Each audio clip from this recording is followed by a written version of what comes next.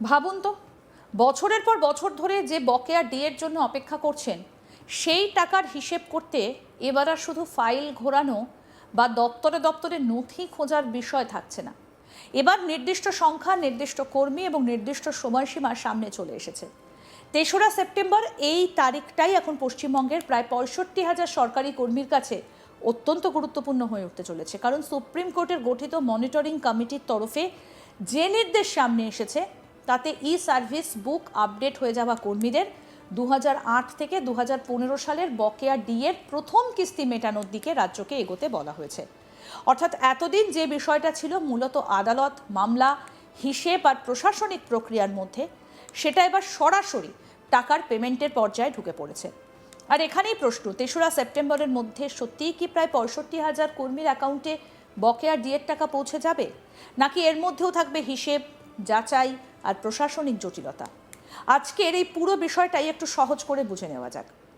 প্রথমেই সব থেকে গুরুত্বপূর্ণ জায়গাটা পরিষ্কার করা দরকার। ফেব্রুয়ারি ২০২৬-এ সুপ্রিম কোর্টের ঐতিহাসিক রায়ে পশ্চিমবঙ্গের সরকারি কর্মীদের ২০০৮ থেকে ২০১৯ সালের সময়কালের ডিএর অধিকারকে আইনগতভাবে কার্যকর অধিকার হিসেবে স্বীকৃতি দেওয়া হয়। আদালত স্পষ্ট করে দেয়, সংশ্লিষ্ট নিয়মে all India consumer price index বা এআইসিপিআইকে যে ভিত্তি হিসেবে ধরা হয়েছে ডিএ হিসেবের ক্ষেত্রে, সেটাই অনুসরণ করতে হবে। একই সঙ্গে বকেয়া মেটানোর জন্য একটা মনিটরিং কমিটিও গঠন করা হয়, যার নেতৃত্বে রয়েছেন অবসরপ্রাপ্ত সুপ্রিম কোর্টের বিচারপতি ইন্দু মালহোত্রা। এখন এখানে একটা বিষয় বুঝতে হবে, আদালত ১০০% বকেয়া ডিএর অধিকার স্বীকার করেছে মানেই কিন্তু পুরো ২০০৮ থেকে ২০১৯ সালের সমস্ত টাকা একসঙ্গে একদিনে অ্যাকাউন্টে চলে আসবে, এটা বলা হয়নি। বরং মোট দায় কত, কার কত পাওনা, কোন সময়ের কত টাকা এবং কিভাবে ধাপে ধাপে টাকা দেওয়া হবে, সেটা নির্ধারণের জন্যই মনিটরিং কমিটির ভূমিকা তৈরি হয়েছে। তাই ৩রা সেপ্টেম্বরের খবরকে বুঝতে গেলে পুরো বকেয়া একবার আর বকেয়ার প্রথম কিস্তি, এই দুটো বিষয় আলাদা করে দেখতে হবে। এবার আসছে সেই ই সার্ভিস বুকের গল্প। শুনতে হয়তো খুব প্রশাসনিক একটা ব্যাপার মনে হচ্ছে, কিন্তু আসলে এই ডিজিটাল সার্ভিস বুকই এখন বকেয়া ডিএ হিসেবের অন্যতম গুরুত্বপূর্ণ ভিত্তি।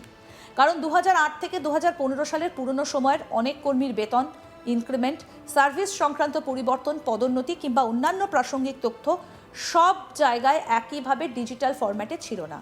ফলে শুধু একটা সংখ্যা ধরে ডিএ হিসেব করলে ভুল হবার সম্ভাবনা থেকে যায়। এই কারণেই রাজ্য সরকার পুরনো সার্ভিস রেকর্ড স্ক্যান করে ই সার্ভিস বুকে তোলার প্রক্রিয়া শুরু করেছে।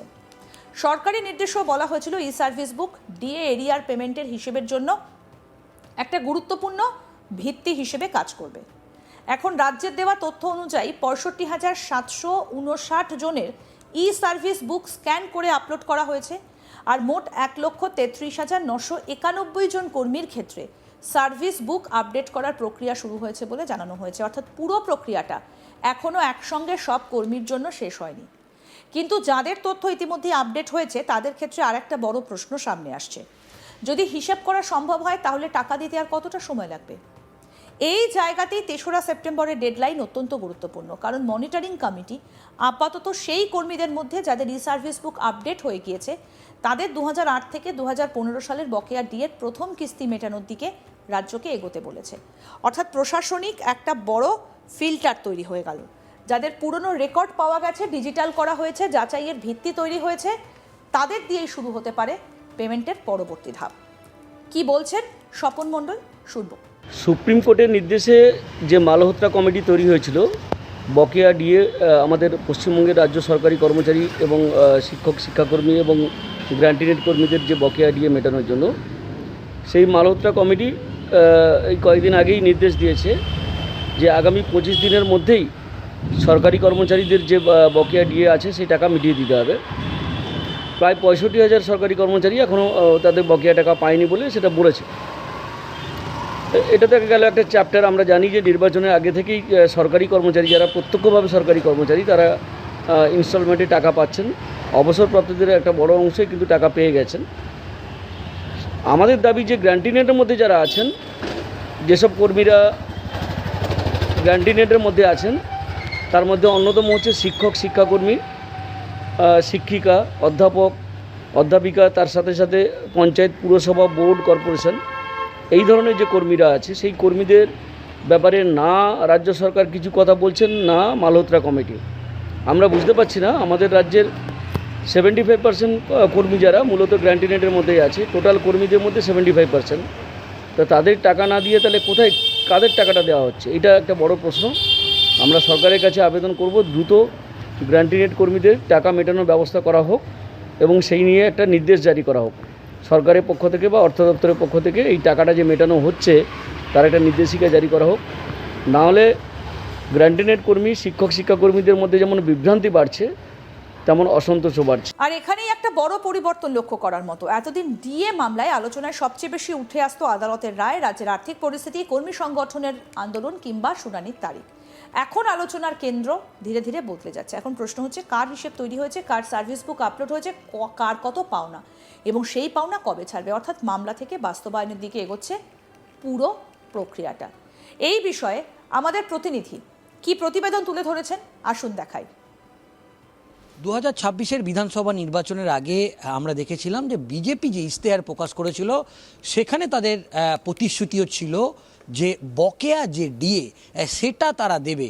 এবং আমরা যেটা দেখলাম যে কেন্দ্রীয় স্বরাষ্ট্রমন্ত্রী অমিত শাহ তিনি একেবারে রাজনৈতিক জনসভায় মথুরাপুর থেকে তিনি রীতিমতো যে মন্তব্য করেছিলেন যে বিজেপি সরকার হলে তারা প্রথম ক্যাবিনেট বৈঠকেই এই বকেয়া ডিএ বা সপ্তম পে কমিশন তারা কিন্তু নবনিযুক্ত সরকারের প্রথম ক্যাবিনেট যে বৈঠক হবে সেই বৈঠকে তারা এই সপ্তম পে কমিশন বা বকেয়া ডিএ তারা মিটিয়ে দেবে। এবং এটাও দেখা গেল যে 26-এর বিধানসভা নির্বাচনের আগেই তৎকালীন মুখ্যমন্ত্রী মমতা বন্দ্যোপাধ্যায় তিনিও এক পোস্তর ডিএ দেওয়ার ব্যাপারে তিনিও ঘোষণা করলেন এবং ভোটের আগে একটা পার্টের টাকা তিনি কিন্তু সরকারি কর্মচারীদের জন্যে দিলেন। কিন্তু যেটা দেখা গেল যে 26-এর সরকার হবার পর মুখ্যমন্ত্রী শুভেন্দু অধিকারী তিনিও আমরা দেখলাম যে বিধানসভায় দাঁড়িয়ে তিনি মন্তব্য করলেন যে সরকারের যে প্রতিশ্রুতি ছিল সেই প্রতিশ্রুতি তারা পূরণ করবে। সপ্তম পে কমিশন বা ডিএ তার সরকার যেরকমভাবে কমিটমেন্ট করেছিল সেই কমিটমেন্ট মেনে ধাপে ধাপে এই বকেয়া ডিএ এবং সপ্তম পে কমিশন তারা লাগু করবে। এবং ইতিমধ্যে আমরা দেখলাম যে একটি কমিটিও গঠন করা হলো। সেই কমিটি মনিটরিং কমিটি একদম নির্দেশ দিলেন শুভেন্দু অধিকারী সরকারকে যে 25 দিনের মধ্যে 65,000 সরকারি যে কর্মচারী এই রাজ্যের আছে তাদের যে বকেয়া ডিএ সেই ডিএ রাজ্যকে মিটিয়ে দিতে হবে। এবং সুপ্রিম কোর্টের গঠিত অবসরপ্রাপ্ত বিচারপতি ইন্দু মালহোত্রার যে মনিটরিং কমিটি সেই কমিটি যাদের ই সার্ভিস বুক ইতিমধ্যেই স্ক্যান করে আপলোড করা হয়েছে তাদেরই আগামী 3 সেপ্টেম্বরের মধ্যেই 2008 থেকে 2015 সালের যে বকেয়া ডিএ আছে সেটাকে কিন্তু মানে দিয়ে দিতে হবে রাজ্যকে। আমরা জানতে পাচ্ছি যে রাজ্যের তরফে কমিটিকে জানানো হয়েছিল যে 65,769 জন সরকারি কর্মচারী সার্ভিস বুক ইতিমধ্যেই স্ক্যান বা আপডেট করা হয়েছে। অর্থাৎ সুপ্রিম কোর্টের গঠিত মনিটরিং কমিটি রিপোর্ট অনুযায়ী মাত্র 25 দিনের মধ্যে প্রায় 65,000 সরকারি কর্মীকে বকেয়া ডিএ কিন্তু পরিশোধ করতে হবে রাজ্যকে। এবং 2008 থেকে 2019 সাল পর্যন্ত সরকারি কর্মীদের বকেয়া ডিএ পরিশোধ করার জন্য প্রায় 11,983 কোটি টাকা দিতে হবে রাজ্য সরকারকে, যেটা এই সরকারের মানে রাজ্যের যে কোষাগার থেকে একটা বড় অংশের টাকা কিন্তু বেরিয়ে যাচ্ছে। এবং এই টাকাটা মানে একটা খুব বড় অ্যামাউন্টের টাকা, মানে প্রায় 11,983 কোটি টাকা রাজ্যের কোষাগার থেকে কিন্তু কেবলমাত্র সরকারি কর্মচারীদের বকেয়া ডিএ দিতেই এই টাকা চলে যাবে, যেটা নিয়ে ইতিমধ্যেই রাজনৈতিক মহলেও চর্চা শুরু হয়েছে। এবং এই মুহূর্তে এই সরকারকে স্বাবলম্বী করা এবং সরকারের কোষাগার থেকে এতগুলো টাকা দেয়া, যেটাও শুভেন্দু অধিকারী সরকারের কাছে অত্যন্ত চ্যালেঞ্জ বলেই মনে করা হচ্ছে। আরও আপডেট পেতে দেখতে থাকুন আজ তাক বাংলা, সাবস্ক্রাইব করুন।